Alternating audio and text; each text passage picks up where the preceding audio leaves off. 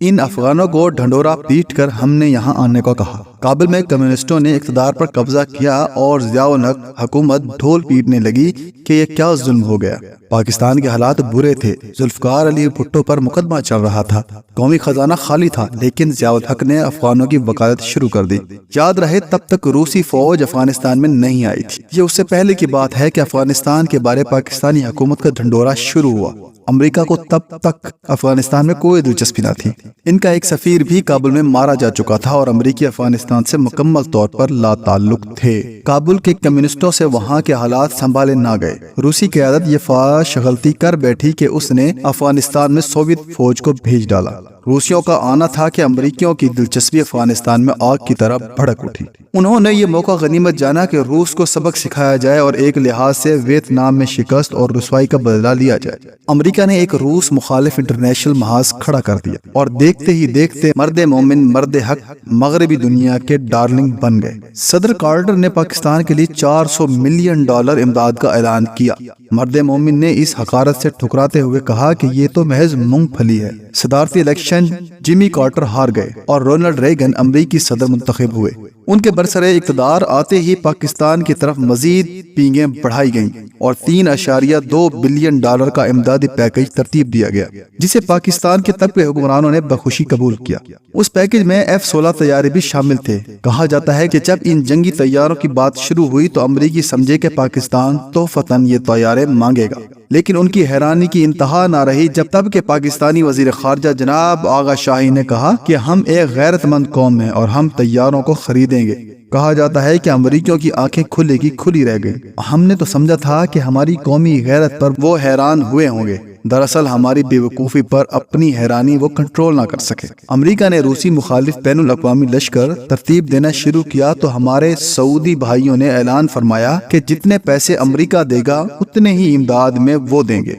F-16 के मसले के अलावा तब की हुकूमत ने एक और गैरतमंद फैसला किया कि तमाम बैरूनी इमदाद अफगानों को डायरेक्ट नहीं जाएगी बल्कि हमारे जरिए जाएगी। अमेरिका ये शर्त मान गया और हमारे लोगों के वारे न्यारे हो गए।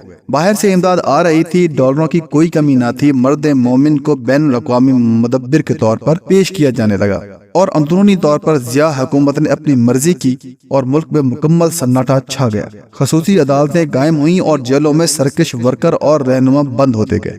अफगानों की इमदाद के लिए जवाज ये पेश किया गया कि हमारे इस्लामी भाई और इस्लामी अखवत के जज्बे के तहत उनकी इमदाद की सूरत में हम अपना दीनी फरीजा अदा कर रहे हैं। रूसियों के इनखला के बाद नाम निहाद मुजाहिदीन ने इक़्तिदार पर कब्जा किया तो उनके अकारिब भी हम बन गए। नाम निहाद मुजाहिदीन में कोई टेंशन पैदा होती तो हम सुलह करवाने वाले बन जाते। नाम निहाद मुजाहिदीन ने जब अफगानों के नाकों में दम करना शुरू किया और कंदहार से बैकलेश के तौर पर तालिबान तहरीक उठी तो उसके मुरब्बी भी हम ही बने।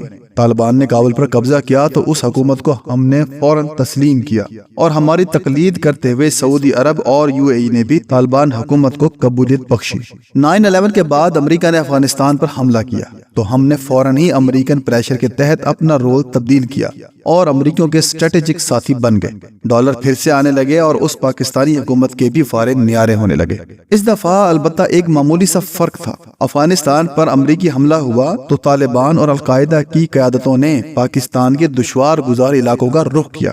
पुराने फाटा में अलकायदा के अनासिर ने अपने ठिकाने बनाए और वक्त गुजरने के साथ पूरे फाटा पर तकरीबन अपना कब्जा जमा लिया। तब की हमारी हुकूमत ने कुछ ना किया, जिसकी वजह से ये दिलचस्प सूरत हाल पैदा हुई कि एक तरफ हुकूमत अमेरिका की मुआवन और साथी थी और दूसरी तरफ छुपे हाथों से तालिबान को भी कुछ न कुछ हिफाजत और इमदाद मुयस्सर हो रही थी। बारहा अमेरिका ने इल्जाम लगाया कि पाकिस्तान डबल गेम खेल रहा है, लेकिन हमने मुसलसल इनकार किया। इस सूरत हाल का एक और दिलचस्प जावा ये था कि अमेरिका को तो हम इमदाद कर रहे थे, लेकिन जिस हुकूमत को अमेरिकियों ने काबुल में बिठाया और जिसके सदर हामिद करजई थे, उससे हमारे खास ताल्लुकात ना बन सके, क्योंकि असल में हमारे दिल छुपे हुए तालिबान के लिए धड़कते थे। अमेरिका की अफगानिस्तान में जंग लंबी होती गई और हमारी जरूरत से ज्यादा ज़हीन पॉलिसी भी जारी रही कि एक तरफ अमेरिकियों के साथ और दूसरी तरफ छुपे हाथों से उनके खिलाफ। करजई के बाद अशरफ गनी आए, लेकिन उससे भी हमारी ना बनी। वजह वही पुरानी थी कि असल हमदर्दियां हमारी तालिबान के साथ थी। दोहा मुज़ाकरात में पाकिस्तान ने कलीदी किरदार अदा किया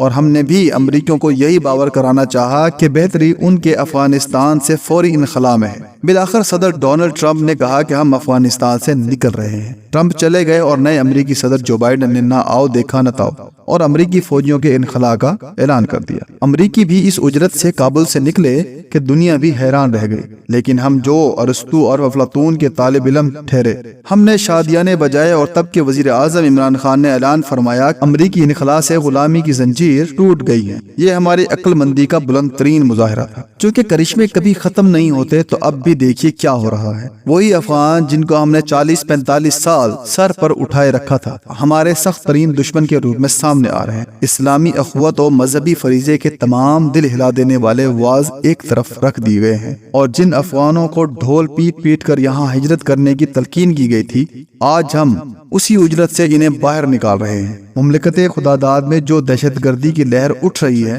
اس کا پتہ نہیں ان حالات و واقعات سے کوئی تعلق ہے یا نہیں، لیکن اتنا تو نظر آ رہا ہے کہ جن افغانوں کو جان سے عزیز بھائی کہتے تھے، ان کے تیور بدل گئے ہیں اور پاکستان کی طرف وہ سخت زبان استعمال کر رہے ہیں۔ جن افغانوں کو ہم یہاں ڈھنڈورا پیٹ کر بلا رہے تھے، تب بھی اپنی عقل پر تالے لگا دیے تھے۔ افغان تو ایران بھی گئے تھے، لیکن انہیں وہاں کیمپوں میں رکھا گیا۔ ہم سخیوں نے افغانوں کو کھلی آزادی دے دی تھی اور پورا پاکستان ان کی چراگاہ بن گیا تھا۔ آج جب ترجیحات بدل چکی ہیں، پھر سے عقلوں پر تالے لگ گئے ہیں، اور اب ہم برادر اسلامی افغان بھائیوں کے پیچھے لگ گئے ہیں۔ کوئی ہم سے پوچھے تو صحیح کہ کبھی سوچ کر بھی ہم نے کچھ کیا ہے؟ وہ وقت بھی تھا جب افغانستان کی ہم ایسے بات کرتے تھے جیسے وہ ہمارا 5واں صوبہ ہے، اور اب کسی اور نظر سے ہم ان کو دیکھ رہے ہیں۔